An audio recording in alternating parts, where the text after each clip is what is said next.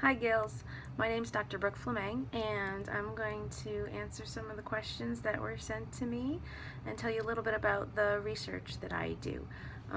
So the first question was how I became interested in sharks. Well, I became interested in them just because they're very cool fish that do things that we don't totally understand and we'd like to learn more about. I consider myself to be a functional morphologist as a type of a scientist, which means that I'm really interested in the anatomy and physiology of animals and how it works and how they're able to just do the things that they do. So some of the things I'm interested in, and especially, is just how fish swim. And sharks do some very, very cool things when they're swimming. They have specialized muscles in their tail that they can stiffen and be able to create power continuously, which is different than every other kind of fish in the ocean that's not a shark, and they don't have that same ability. So it allows sharks to be much more efficient as swimmers, which is really cool.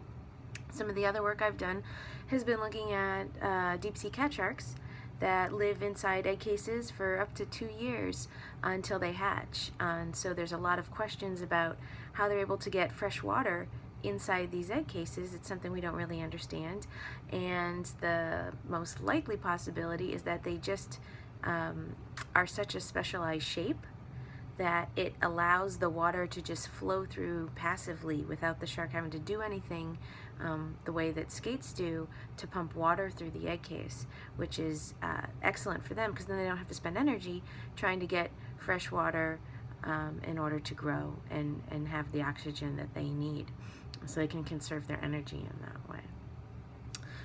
The way that I chose the school, or plural, schools that I wanted to attend was mostly in looking for scientists that I wanted to work with.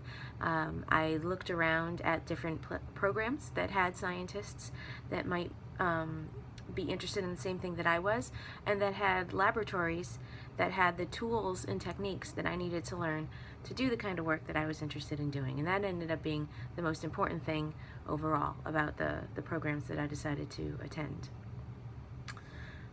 The ideas that I come up with are just by being curious and asking questions.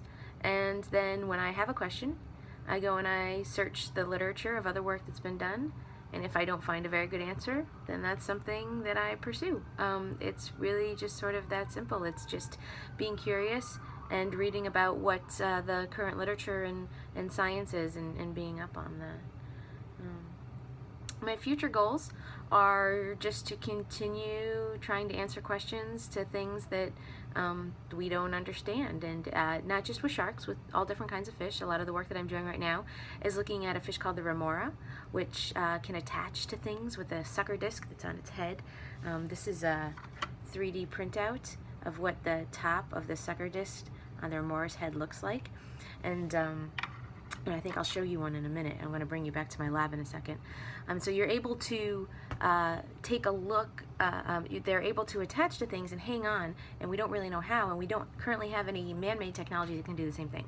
So I'm hoping that by learning more about the morphology and how it functions, functional morphology of this animal, that I am able to build something that we can make better tags for attaching to sharks and marine mammals to study them for longer term than suction cups without hurting them, and also better medical devices, things that we need to attach the skin for bandages, for delivering medicine, for monitoring illnesses.